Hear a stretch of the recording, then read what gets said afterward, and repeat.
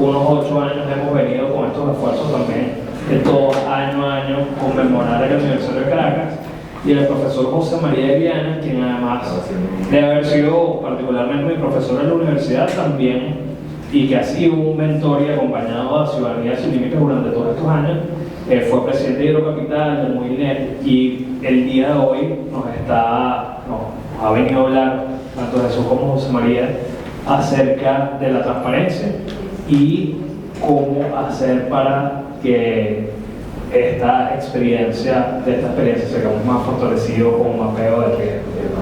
Así que bueno, bienvenidos a todos y muchas gracias por su venir. Bueno, nuevamente muchas gracias por venir. José María, viste ayer que salió el informe del Banco Mundial. Ahorita estaba hablando con Omar. El informe del Banco Mundial quizás da una visión muy general, no tiene unos cálculos que sean tan precisos, tan específicos, pero nos ayuda a arrancar un poco parte de la conversación de lo que viene. Y lo que viene es pensar cómo conseguir los recursos, cómo arrancar un proceso de recuperación, que es toda esta parte de seguir atendiendo la emergencia humanitaria, y por supuesto todo el tema de la reconstrucción. Y para lograr todo esto hay muchos detalles que hay que pensar, entre esos, en primer lugar, la transparencia, ¿no?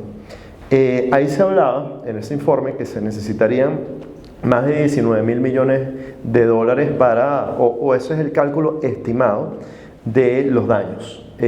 Se hablaba de casi 5.000 en La Guaira, se habla de alrededor de 4.200 en Caracas, 4.200 millones de dólares, y que buena parte, más o menos el 25-30% de estos recursos, tendrían que, o vienen de los daños que se dieron en infraestructura del Estado, ¿no? En ese informe se habla de 900 escuelas que pueden estar afectadas, de 38 hospitales. No sé si alguno de ustedes ha pasado por el hospital Risques, que colapsó, sí, se cayó. Entonces, empecemos un poco hablando por allí, ¿no? De cómo está el tema de la infraestructura hoy en Caracas. Apaga eso, Jesús. ¿Cómo está el tema hoy de la infraestructura en Caracas? ¿Cómo está el tema de la infraestructura de La Guaira? ¿Qué puedes decirnos tú hoy del impacto que estuvo realmente hasta el momento de lo que hemos estimado el terremoto? Bueno, primero muchas gracias por estar aquí, por la invitación. Fíjense, nosotros estamos muy interesados en el tema porque revisando la historia de lo que ha pasado en otros lugares, lo que hicimos fue investigar qué significaron las grandes tragedias naturales en otros países.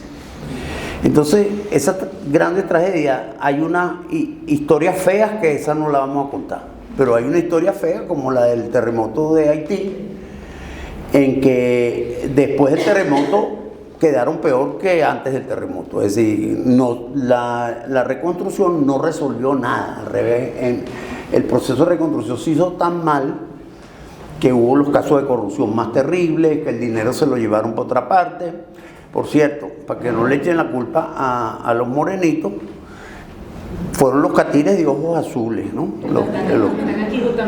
Entonces, lo que quiero decir es que, mira, no importa que estén los americanos, es decir, lo que hagamos en este país no depende de ellos, y las lesiones que hay son que las grandes tragedias son un punto de inflexión para que los países la utilicen como una razón para reconstruirse para mejor o para arruinarse en la miseria, depende de lo que se haga.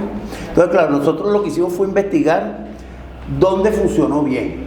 Y por cierto, los terremotos son casi un privilegio de los países pobres. Entonces es muy bueno porque no es Suiza, no es Alemania, sino que los terremotos en general han pasado en países pobres, y en esos países pobres hay unos países pobres que se reconstruyeron muy bien. Okay, entonces, la primera cosa que es muy importante, la primera de todas, y es la que estamos insistiendo todos los que tenemos conocimiento, es la necesidad del estudio forense, es decir, del levantamiento de la ingeniería forense, porque nosotros necesitamos saber qué fue lo que pasó.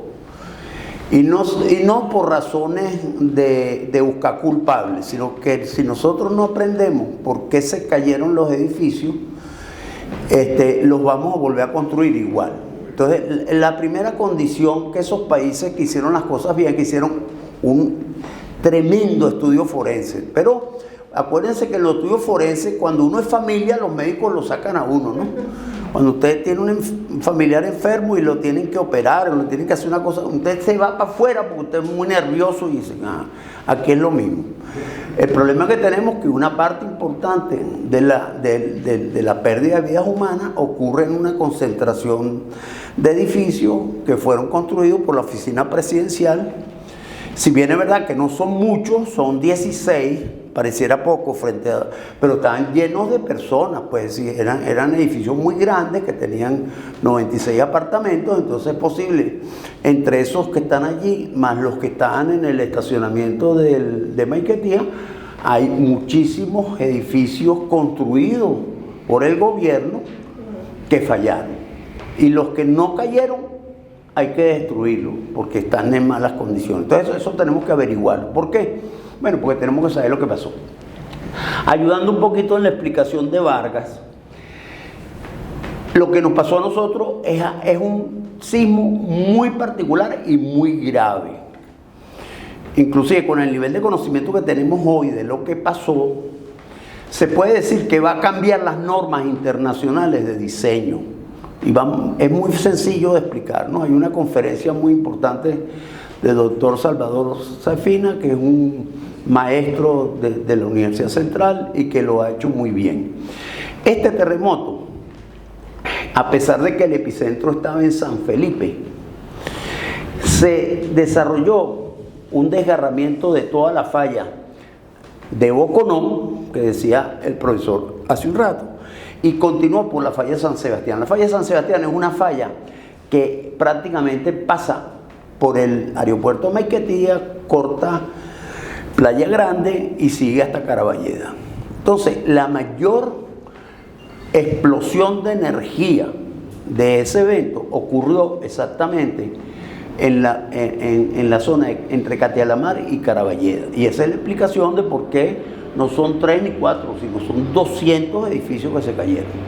Porque es muy grave, solamente los que quieran más detalles lo decimos. Este terremoto es un terremoto en la inmediata cercanía de una falla activa, ¿ok? Y este terremoto tuvo una componente vertical tan grande. Vertical significa que no solamente se movía para los lados la tierra, sino que también se movía hacia arriba y hacia abajo. Eso quiere decir que en algún momento los edificios de allá abajo tuvieron que soportar el doble del peso que tienen, ¿ok? Porque tienen la aceleración de gravedad, pero cuando tenían el pulso hacia arriba. Entonces, por eso hay algunos edificios que no se cayeron, y entonces usted ve en las columnas de planta baja que fallaron por compresión, que es una cosa rarísima para nosotros, porque normalmente los edificios fallan por otra razón. Compresión significa que el peso que tenían fue mucho mayor que para el cual estaba diseñado, y nosotros calculamos los elementos de concreto con niveles de seguridad muy altos. Así que para eso ya ha pasado, cualquier experto que ve esas columnas que fallan en la planta baja es por compresión, explotaron prácticamente. Hay algunos que no se cayeron, pero el doctor Safina explica que es posible entonces que tengamos edificios bien calculados, bien diseñados y perfectamente bien construidos que se hayan caído, ¿ok? Eso es muy importante que lo aclaremos, porque si no vamos a estar... Entonces, ¿por qué va a cambiar las normas internacionales? Bueno, porque a excepción de los italianos, que tuvieron un terremoto muy importante en L'Aquila, ellos sí incorporan en sus normas eso.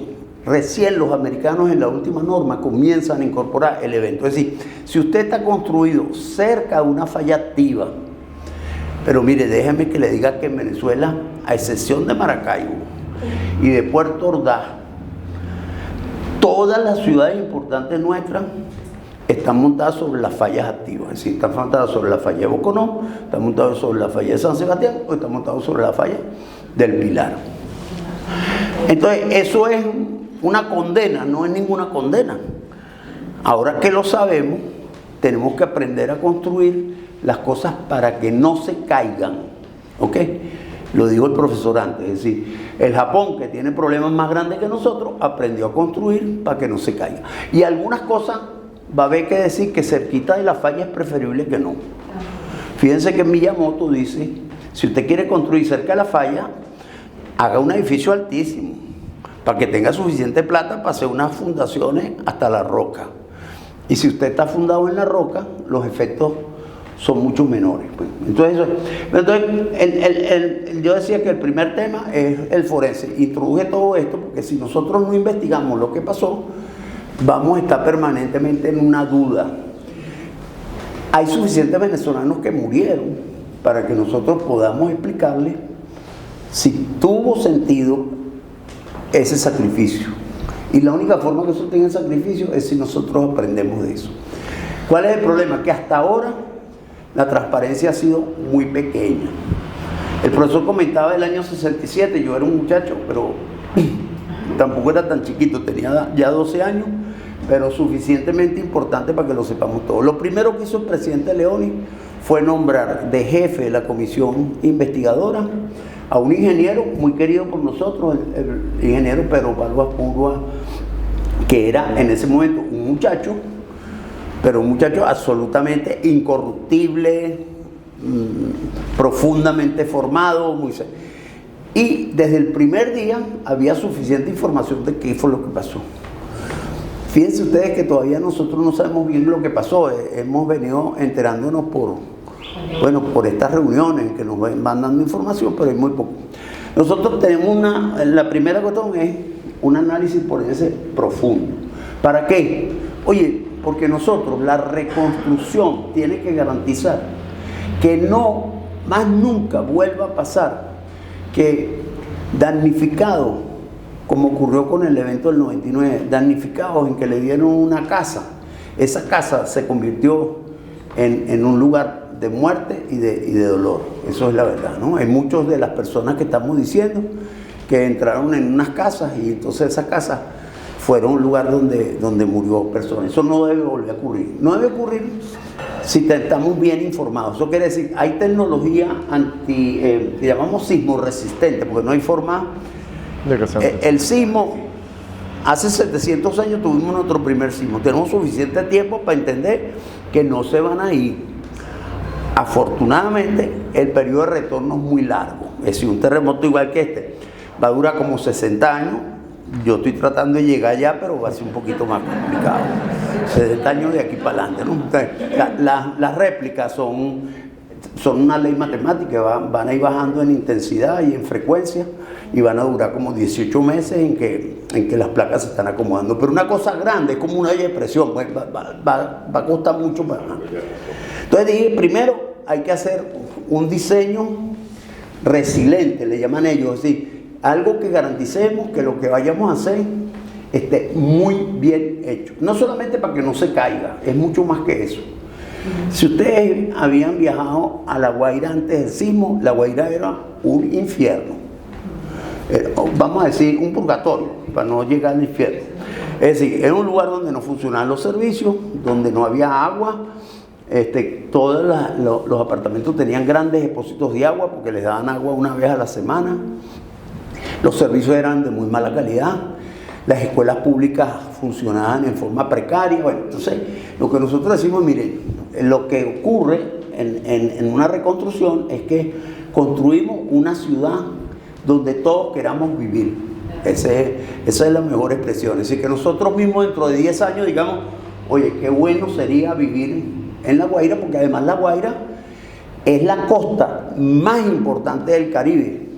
La de mayor valor, además es el centro del aeropuerto y del puerto más importante que tenemos que hacer. Eso va a suponer que para que eso ocurra va a tener que ocurrir cambios políticos, porque nosotros tenemos un equipo de gobierno que ya está cansado, que lo ha hecho muy mal además, entonces es muy difícil que siga jugando. Deberían de ir al banco y nosotros buscar primero una juventud inteligente y después otra forma de gobernar. Entonces el primer caso era ese. Yo rápidamente voy a decir. Segundo, la transparencia, dijo. Comenzamos con la transparencia, con qué fue lo que pasó. Pero mire, Los casos más terribles han sido los casos en que la ayuda internacional se complicó con la corrupción. ¿Qué quiere decir? Que debido a que como estamos apurados, hay que hacer las cosas rápidas. Bueno, ya pasó esa misión le llamaban, imagínense usted, Oficina de Proyecto. Presidencial. Oficina Presidencial de Proyecto. Entonces, usted dice, bueno, entonces, imagínense usted, yo me imagino que el señor Chávez debe estar llorando en algún sitio, porque con su nombre, bueno, porque lo que pasa es que lo que aprendimos es que los humanos somos imperfectos.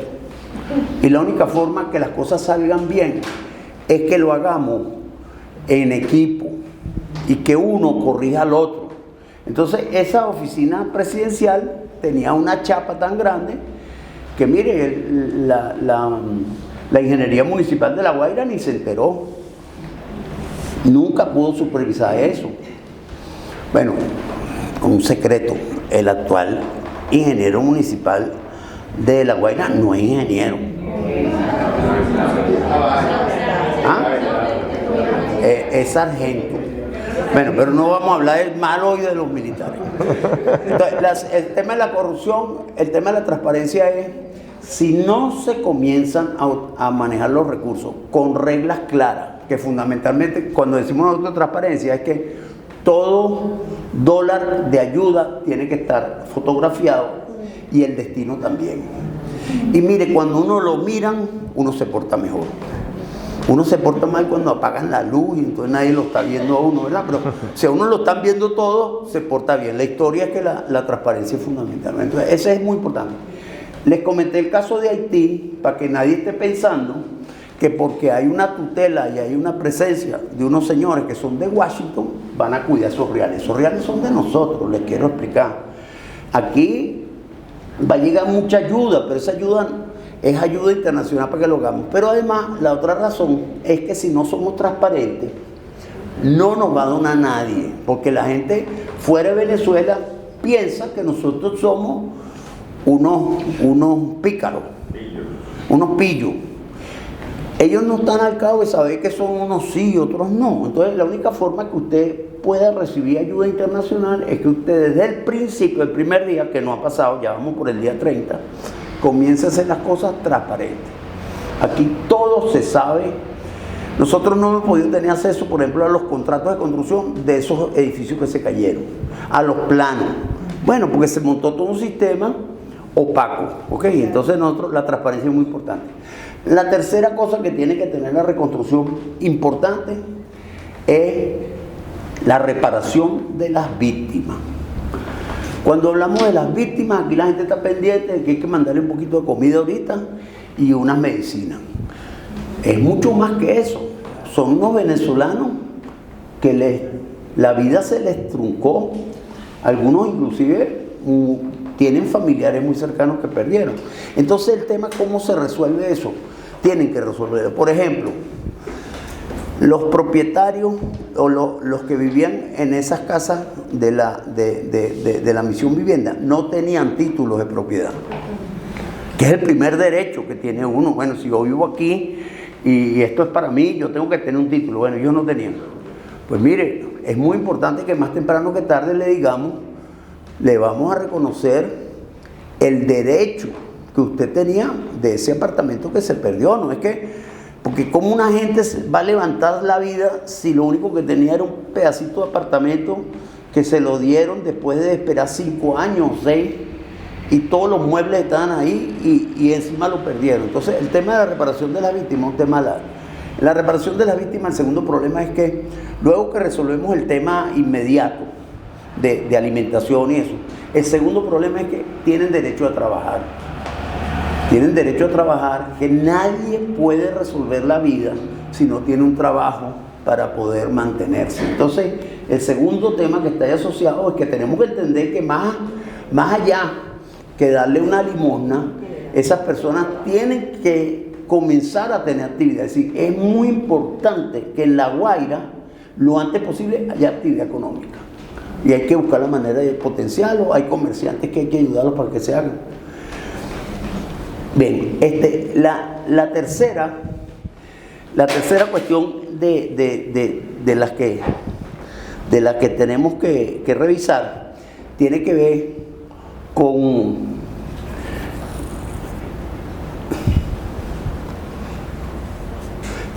con el tema de que la asistencia económica no puede ser solamente asistencial. ¿Qué quiere decir? Que todo el mundo está hablando de cómo le van a dar la casa a la gente. Entonces ya están inventando de la experiencia anterior.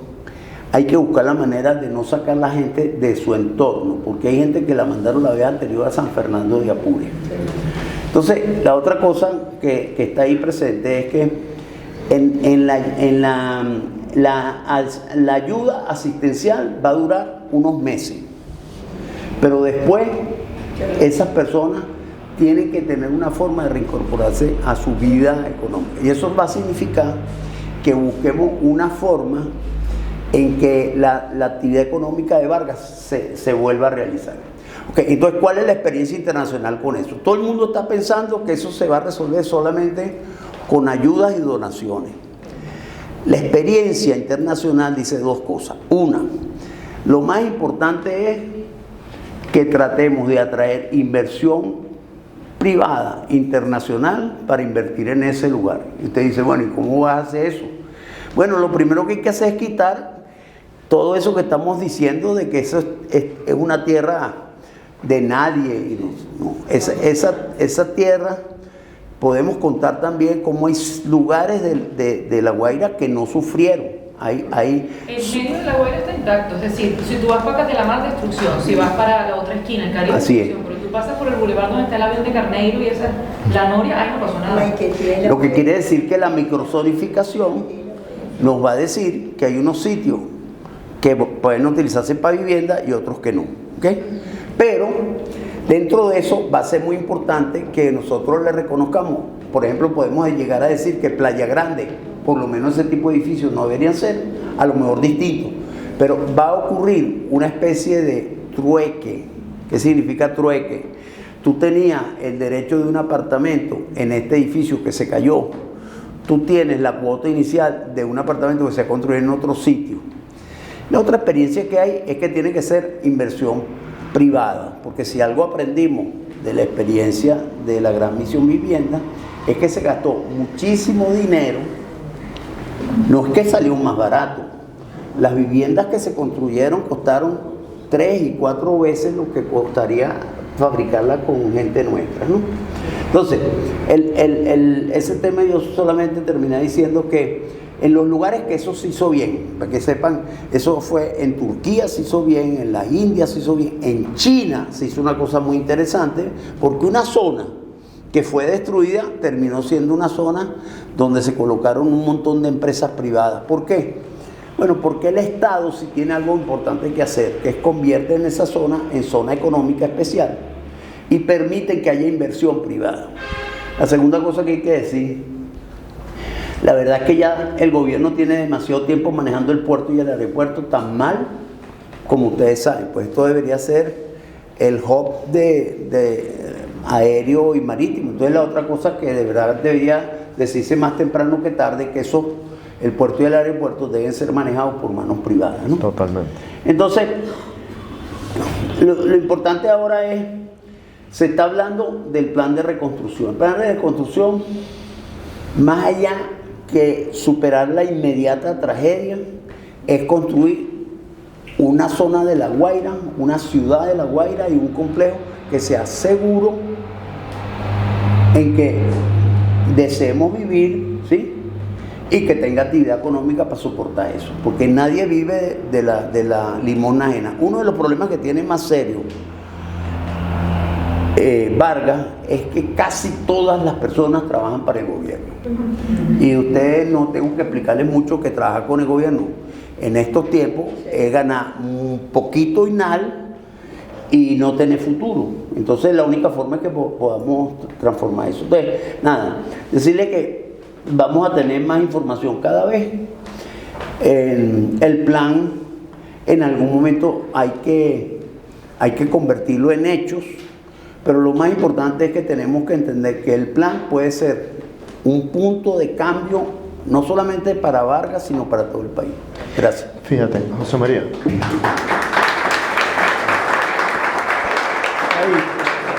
Hay un par de cosas que quisiera que profundizáramos, ¿no? Por un lado está el tema de la ingeniería forense que mencionaba. O sea, cómo lograr tener información real en medio de este entorno de opacidad. Yo creo que ahí Miyamoto va a ser algo importante en términos de levantar datos, pero luego cómo conectar este mismo de la opacidad que tenemos hoy con el tema de los datos, a cómo hacer o cómo lograr que haya genuinamente un sistema transparente en todo este proceso de reconstrucción. Porque no solamente se trata, como dices tú, de los personajes que ya sabemos, ¿no? Y que han robado todo durante tantos años, sino además otras organizaciones que pueden venir también de ojos azules a cometer actos de corrupción y, por supuesto, incluso habiendo una transición a la democracia y un cambio político en Venezuela, la corrupción también podría existir. Entonces, lo importante es que nosotros pudiésemos generar unas instituciones y un sistema de tal manera que pudiéramos genuinamente garantizar la transparencia de los recursos. Cuéntame, según la experiencia internacional y lo que has venido leyendo, ¿cómo se ha dado? Bueno, vamos a entender que para Miyamoto es muy interesante porque este caso es muy interesante desde el punto de vista científico. Entonces, para él está en el corazón, está eso. Pero entienden que los intereses de él es resolver su necesidad científica, pues es un señor que vive de dar consultoría internacional. Entonces, él se la pasa publicando. Entonces, claro, él lo va a acompañar para ayudarnos.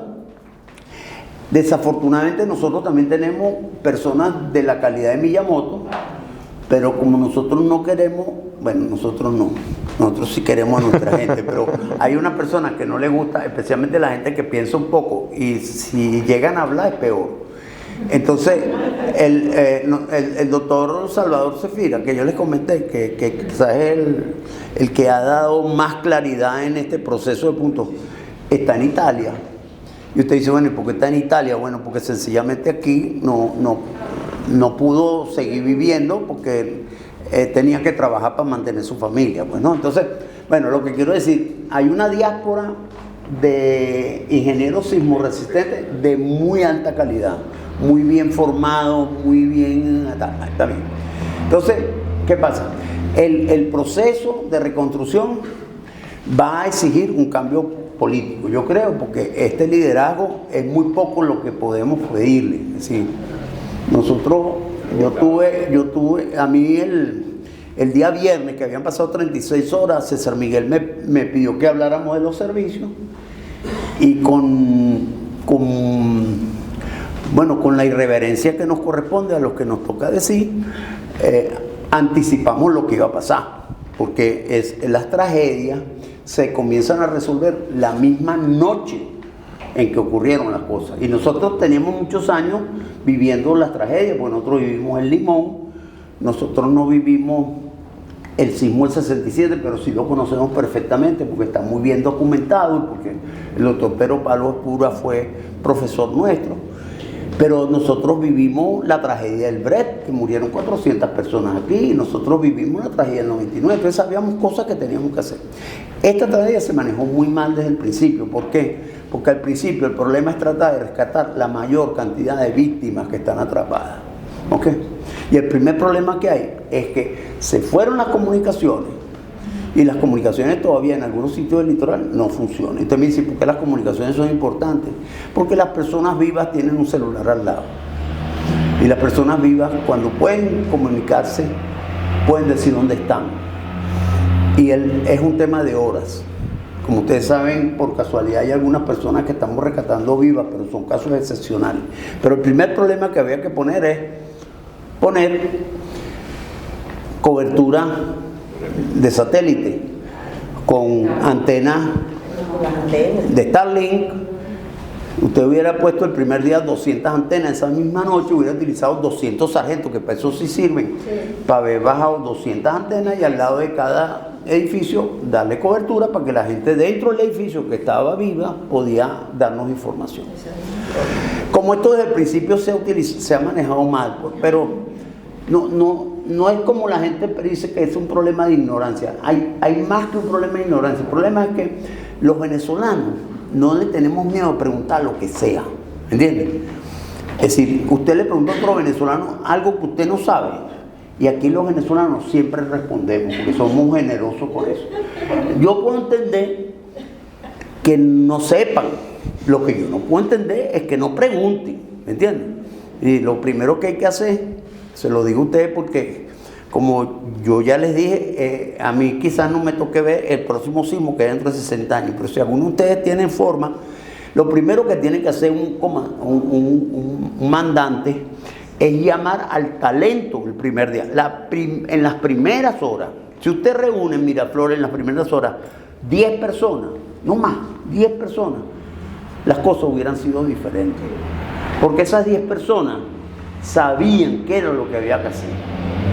Entonces, en el tema de transparencia, ¿qué hay de transparencia? Bueno, mire, el tema de la corrupción es un tema tan grave, y especialmente en estas cosas tan graves. ¿Por qué? Bueno, porque la gente no va a permitir que sobre las personas que se murieron se monte un guiso más, ¿verdad? Entonces hay como un reclamo muy grande en que las instituciones monten sistemas de transparencia mucho mejores que lo que hay en el mundo. Entonces yo he estudiado el caso de Ucrania, en donde la corrupción fue tan fuerte que tumbó un gobierno y montaron un sistema que es perfectamente transparente, por cierto, con participación de la sociedad civil, que es al final decir, aquí nadie se va a coger un centavo. Si hay que pagarle a un señor algo, tiene que estar en blanco y negro, que yo le pagué al señor Jesús Armas para que haga algo. Entonces la transparencia es eso. Evidentemente que es muy difícil que eso ocurra, porque este gobierno tiene demasiados años siendo opaco. Es decir, su forma de funcionar es que, fíjate que yo algunas veces lo comparo con las personas que tienen la casa toda desarreglada, entonces nunca lo invitan. Hay un vecino que yo tengo, nunca me invita para su casa y digo, ese que es un desastre, ¿no? Bueno, el tema de la transparencia es así, porque uno es transparente cuando no tiene nada que... Pero cuando usted sabe que tiene rabo de paja y que las cosas están enredadas, pero yo creo que la presión de la sociedad civil en este caso va a ser tan fuerte para que las instituciones cambien y que cambie el tema de la transparencia en el manejo de la plata, ¿no? Dentro de eso está el tema de que lo que vayamos a construir sea suficientemente bueno para que funcione, y eso implica también transparencia. ¿Quién les dijo que se podían construir esos edificios tan cerca de la falla de San Sebastián? A lo mejor esos mismos edificios se han podido construir en otra parte del litoral. Ahí dijeron, pues ahí en la casa guipuzcoana no pasó nada. Es decir, hay zonas que no sé.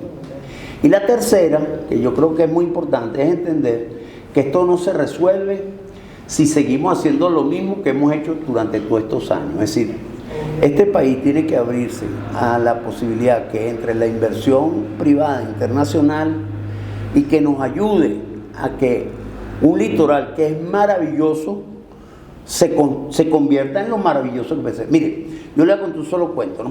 Yo no sé si usted conoce República Dominicana, pero con todo el cariño que le tenemos a los dominicanos. República Dominicana recibe al año 6 millones de turistas y es la principal industria de ese país. Y nosotros somos un país con tantas maravillas, empezando por las personas, que somos tan maravillosos todos, pues. Y nosotros somos, y la razón es que el modelo que nosotros tenemos es un modelo donde el gobierno quiere hacer todo. El gobierno tiene cosas que hacer, pero es supervisar, poner orden. Ahí dijeron el tema de los militares. ¿Tienen algo que hacer? Claro. Pero es que los militares llegaron al cuarto día. Y resulta que ellos tenían algo que hacer desde el primer día. No solamente ingeniería militar, que tenían que hacer cosas, sino mantener el cuidado y proteger a las personas, evitar la rapiña, evitar Entonces, yo creo que esto va a obligarnos a cambiar el modelo que tenemos, porque es la única forma de restablecernos de esto. Fíjate, todo el mundo está hablando de lo que va a costar, pero pocas personas están diciendo de lo que se puede hacer. Claro, cuando ustedes entienden por qué en República Dominicana, que no tienen mayores atracciones, que no tiene playas mejores que nosotros, pero no es solamente el turismo, mucho más que eso. Ellos entendieron hace tiempo que la sociedad moderna nos dividimos los trabajos y que la empresa privada tiene unas cosas que hacer y el capital internacional tiene algo que hacer. Es decir, yo dije puerto y aeropuerto, yo no he contado todavía que ahí hay el centro de producción de termoelectricidad más importante, que es el complejo en los alrededores de Picure, que era lo que nosotros llamamos Tacoa, y que ahora le cambiaron el nombre, pero ese es uno de los centros de producción más importantes. Pues mire, la electricidad es de las primeras cosas que tenemos que aprender a transferirla, que lo hagan los privados, como lo hacen en Colombia, como lo hacen en Perú, como lo hacen en Brasil, como lo hacen en el resto del parte del mundo, ¿no? Entonces, esta situación, si se maneja bien, Jesús, yo creo que va a ser un motor para la transformación política y económica del país. Yo estoy totalmente de acuerdo en eso contigo y creo que, bueno, siempre hemos compartido la visión de que los privados necesitan tener espacio para poder florecer. Sin embargo, el Estado también va a tener que hacer unas inversiones, sobre todo en términos vialidad, agua, etc. Tú has estado al frente de Hidrocapital, llegaste a una Hidrocapital que tenía problemas tarifarios, que tenía problemas de recursos, lograste estabilizarla, avanzar, hacer algunas de las mayores obras de esa empresa pública. José María, ¿dónde sale la plata? ¿De dónde podemos sacar la plata? ¿Dónde el Estado puede sacar la plata para avanzar en estas inversiones que hacen falta en La Guaira, pero también en Caracas? Es que fíjate, tú sabes que el socio más importante de la empresa privada, que es un socio silencioso, es el gobierno.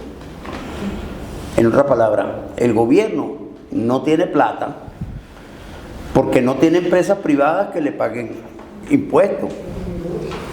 Ahora, usted me quiere explicar qué hace el gobierno con Sidor. Sidor producía 6 millones de toneladas de acero, 6 millones de toneladas de acero. Y la mayor parte de esa producción se exportaba. Y además la producción iba en crecimiento. El gobierno es dueño de Sidor, sí. ¿Cuánto produce? Está prácticamente cerrado. Un clavo. ¿Ah? Un clavo al año. Un clavo al año. Entonces, claro, en gran parte la tragedia fiscal del gobierno que tenemos, y bueno, el día que cambien, hay un cambio político, va a tener las mismas cuentas, ¿no? No es que por darme de gracia van a empezar, no. Está asociado a que la actividad económica se murió. La actividad económica privada se murió. Pero es que usted no... Mire, yo le he hecho un cuento. Aquí en Caracas todo el mundo dice que la gente no puede pagar agua y que no puede pagar luz. Ajá, pero yo le quiero decir que el nivel de penetración de internet por fibra es altísimo. ¿Ok? Yo, como a mí me botaron del agua, estoy trabajando en eso ahorita. Entonces, usted sabe el nivel de penetración en los barrios más humildes de la ciudad. Es que tenemos entre 1/3 y la mitad de los hogares que están pagando tarifas internacionales para tener fibra. Bueno, le quiero echar un cuento relacionado a eso. Ustedes saben que cuando la gente paga fibra, el 16% de la factura no es para el que le está dando eso, sino usted sabe una cosa que se llama el IVA. El IVA es un impuesto del gobierno. Entonces el gobierno recibe el 16% de lo que paga la gente por internet. Bueno, yo le quiero decir que el gobierno recibe más real por fibra que por agua y por luz. Claro. Entonces, si tuviéramos un poquito de cabeza, decimos, mire, usted quiere que el gobierno tenga más recursos para hacer más escuelas y mejores, y hacer mejores hospitales. La única manera es que el gobierno entienda que, ¿usted sabe cuántas empresas el gobierno expropió? Son más de 1.200 grandes empresas, ¿no? no Taguarita. El gobierno es dueño de un montón de empresas que no tienen ningún sentido, porque después que tienen, algunas de ellas, casi todo fue en el 2007-2008, tienen casi 20 años en poder del Estado. Y entonces Sidor, que producía 7 millones de toneladas, hay que ver lo que es al año, ¿eh? Ahorita no produce nada, está cerrado, porque además la única forma que alcance la luz para todos es que no esté prendido, porque si lo prendes no tenemos luz. Pero en aluminio pasó lo mismo. Nosotros en petróleo llegamos a producir 3,5 millones de barriles en el año 98. Ahora producimos un poquito más de 1 millón. Entonces, la crisis fiscal, para que el gobierno pueda hacer cosas, va a tener que ver con eso. Y tenemos el problema de que la deuda que se montó es tan grande que a nosotros nadie nos da prestado, nadie, ni los amigos. Los que ellos dicen que son un gobierno amigos, no, prestado nada. Entonces, ¿eso qué significa? Que nosotros no podemos recurrir al crédito público internacional, lo vamos a poder recurrir en forma pequeña. Pero mire, eso ya pasó. Aquí nosotros estudiamos mucho el Perú, y la gente me dice, bueno, ¿por qué estudian en Perú? Hace 30 años, el Perú estaba más quebrado que nosotros.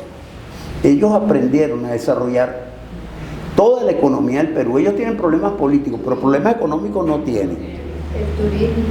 ¿Cómo lo aprendieron a hacer, Jesús? Desarrollaron un proceso profundo de contrato transparente de incorporación del sector privado. Entonces, claro, ¿qué es lo que sucede? Que usted va al Perú y entonces ¿cuántas empresas generan electricidad? Son como 34 empresas distintas.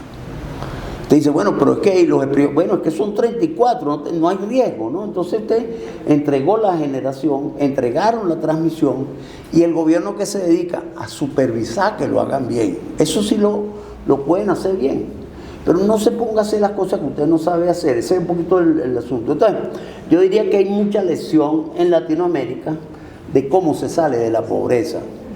Y nosotros tenemos una ventaja sobre el Perú y sobre Colombia y sobre Brasil. Porque este es un país que somos benditos en primer lugar por los venezolanos. Porque mire, usted sabe qué cosa es buena.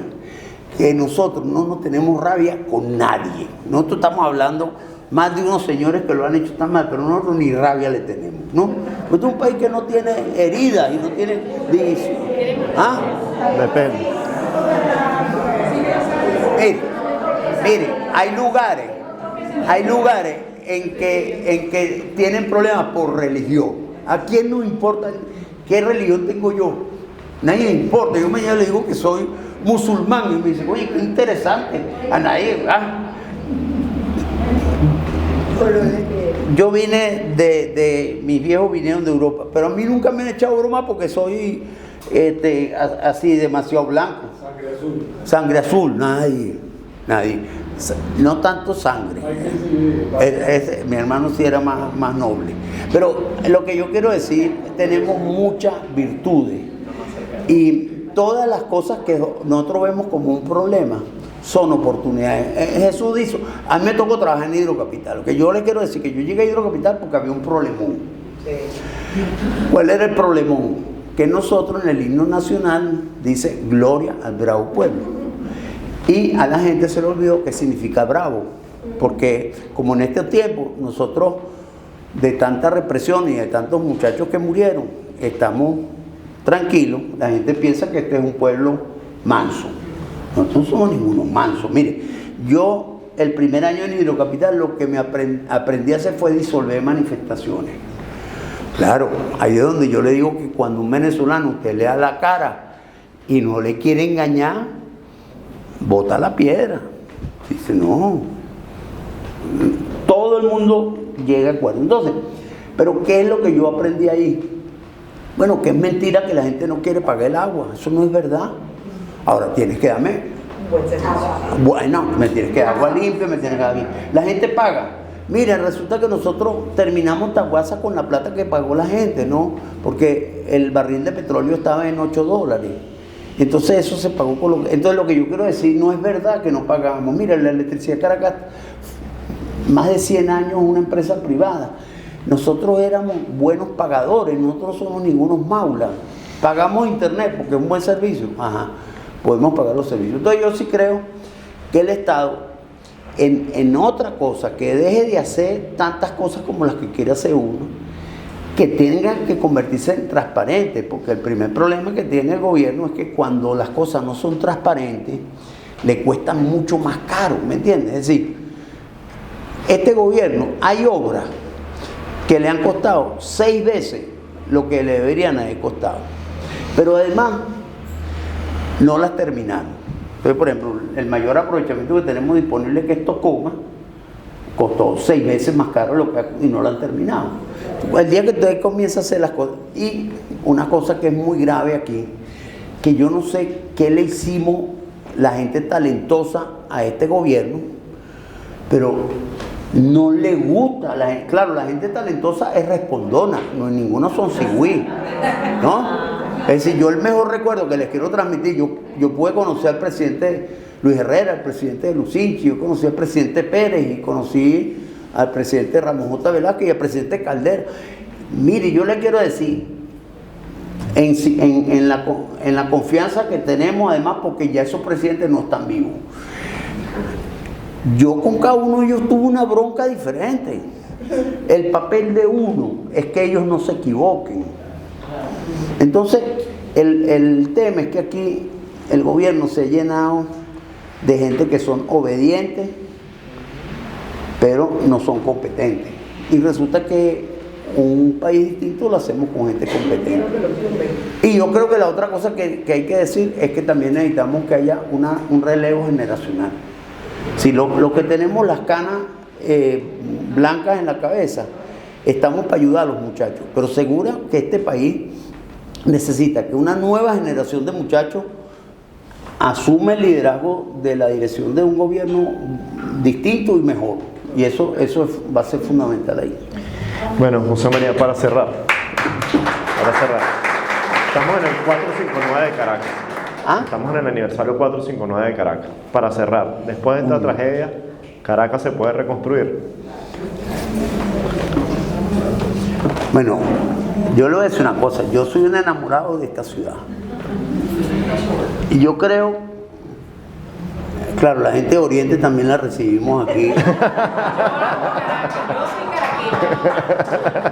¿De dónde eres tú? ¿De Caracas? No, pero mire, pocas ciudades en el mundo tienen una virtud tan importante como esta, porque estamos en medio del trópico, tenemos un clima espectacular y al ser un lugar de crisol de razas y culturas, eso nos ha permitido ser los venezolanos más internacionales que existen y quizás en los latinoamericanos más internacionales. Ajá. Entonces, claro, Caracas tenía un solo problema, yo les quiero decir, que nosotros, otra vez es historia patria que el doctor Arraiz Lucas nos puede ilustrar. Como ese problema era tan grave, que era el problema del agua, había una leyenda, que si los que manejaban el acueducto, para decir que no lo manejaban bien, decían, esto está complicado que no lo puede manejar nadie, ¿no? Eso decían. Es más, hay gente que decía que eso era una maldición de Guayquipuro. Porque claro, cuando los españoles llegaron, ellos consiguieron este paraíso terrenal aquí en la ciudad y ellos no estaban calculando cuánta agua había. Entonces, claro, hay muy poquita agua, tan poquita que cuando Guzmán Blanco, para buscar agua, tuvo que irse para Macarao. Macarao son 50 kilómetros para allá, en una época que no había máquina. Entonces, ya ese tema de que faltaba el agua está. Pero yo le quiero decir, ese tema se resolvió y se resolvió bien. Es decir, los ingenieros anteriores a mi persona construyeron un sistema que es una de las maravillas de la ingeniería mundial. Julio Urbina. ¿Ok? Desde Julio Urbina para... Así es. Eso eran nuestros antecesores, lo hicieron bien. Y nosotros, en el tiempo que estuvimos, demostramos que si usted lo maneja con cariño y con inteligencia, usted puede hacer que la bestia se amance. Es decir, eso que parecía un problema, dejó de ser un problema. Entonces las estadísticas de la encuesta, en aquella época, cuando nosotros llegamos, era el problema número 1. Y terminó siendo el problema número 10, porque la gente sabía que si no estaba resuelto, sí iba a poder resolver. Entonces lo que yo quiero transmitir ahí, ese problema no es problema.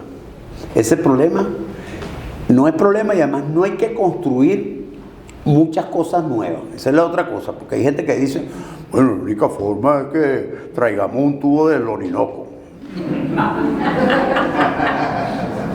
Sobre todo por una cosa, que es que las poblaciones cada vez crecemos menos.